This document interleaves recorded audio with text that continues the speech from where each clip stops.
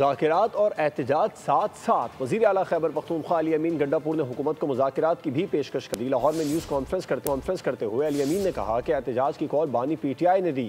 90 दिन में आरिया पार कर देंगे। मुज़ाकरात फैसला साजों के साथ करेंगे। दलाइल से साबित करेंगे कि मुल्क के खिलाफ साजिश किसने की। कुछ साबित हुआ तो सजा सिर्फ PTI नहीं, हर उस फरीक को मिलेगी जिसकी गलती सामने आए।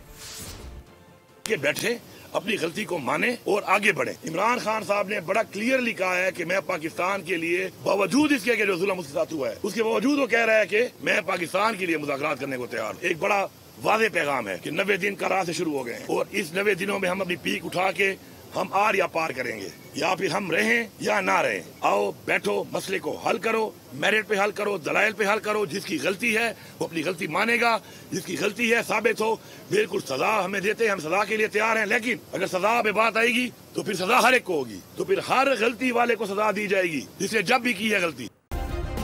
सब्सक्राइब करें और बेल दबाएं ताकि कोई खबर रह न जाए।